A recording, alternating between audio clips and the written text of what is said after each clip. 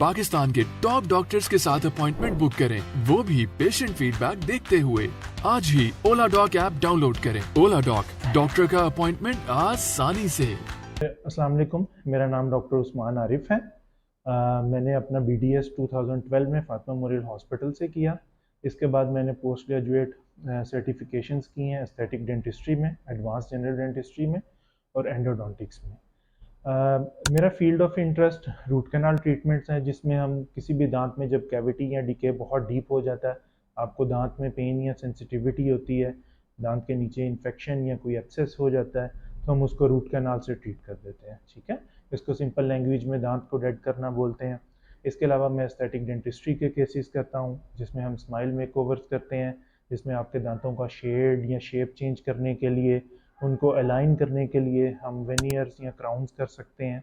इसके अलावा मैं जनरल डेंटिस्ट्री में आपकी गम डिजीज़, जिसमें हम स्केलिंग वगैरह को ट्रीट करते हैं, गम रिसेशन को हम ट्रीट करते हैं। आज हम टूथ एक्सट्रैक्शन के बारे में बात करेंगे कि हमें दांत निकालने की क्यों ज़रूरत पड़ती है। सबसे पहले तो जब हमें कोई गम डिजीज़ हो जाती है, हम कैलकुलस डिपॉजिट्स बहुत ज़्यादा बन जाते हैं हमारे दांत में, हम रेगुलर डेंटिस्ट पे नहीं जाते हैं, हम दांतों की प्रोफेशनल क्लीनिंग नहीं कराते हैं, जिसकी वजह से आहिस्ता आहिस्ता हमारे दांतों के नीचे गम और जो बोन सपोर्टिंग स्ट्रक्चर होते हैं उसकी इन्फेक्शन की वजह से दांत में मोबिलिटी आ जाती है। हमारे दांत इस कदर हिलना शुरू हो जाते हैं कि हमें उन दांतों को निकालना पड़ता है। इसके अलावा कोई टूथ ट्रॉमा हो जाए, कुछ हार्ड चीज़ बाइट करते हुए दांत टूट जाए, या वैसे कोई ट्रॉमा हो जाता है, अक्सर बच्चों में ट्रॉमा होता है जिसकी वजह से हमें दांत निकालना पड़ता है। इसके अलावा हम दांतों की जब अलाइनमेंट करते हैं, जब हमारे दांतों में क्राउडिंग होती है, ऑर्थो ट्रीटमेंट करते हैं, जब ब्रेसिस से दांतों की को अलाइनमेंट करते हैं, तब भी हमें दांत निकालने की ज़रूरत पड़ती है। इसके अलावा कभी दांत में कैविटी बन जाए और दांत का टूथ स्ट्रक्चर इतना ज़्यादा लूज़ हो जाए कि वो दांत किसी भी तरह से रेस्टोरेटिव तरीके से हम उसको सेव नहीं कर सकते हैं, तब अनफॉर्चुनेटली हमें उस दांत को निकालना पड़ता है। इसके अलावा कुछ दांत जो ओरल कैविटी में एरप्ट ही नहीं होते हैं, जैसे थर्ड मोलर्स हैं, विजडम टीथ हैं, वो एरप्ट नहीं होते हैं ओरल कैविटी में, गम के नीचे होते हैं, पार्शली इम्पेक्टेड होते हैं, आधा दांत आपके मुंह में आता है और आधा नीचे बोन में इम्पेक्टेड होता है, और वो कंडीशन समटाइम पेनफुल होती है, उसमें हमें दांत निकालना पड़ता है।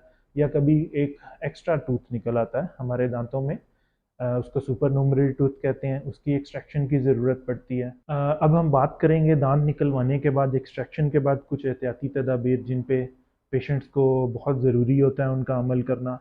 सबसे पहले तो जब आपका कभी भी एक्सट्रैक्शन होती है, आपका गॉज या कॉटन पैक्स रखे जाते हैं, जो दांतों में आपको दबा के रखना होता है कम से कम 30 to 40 मिनट्स के लिए, ठीक है, ताकि वो सॉकेट कवर्ड रहे और जो क्लॉट बना है वो स्टेबलाइज हो जाए। उसी से आपके दांतों का या आपका जो जख्म है दांत निकालने की वजह से उसकी हीलिंग होती है।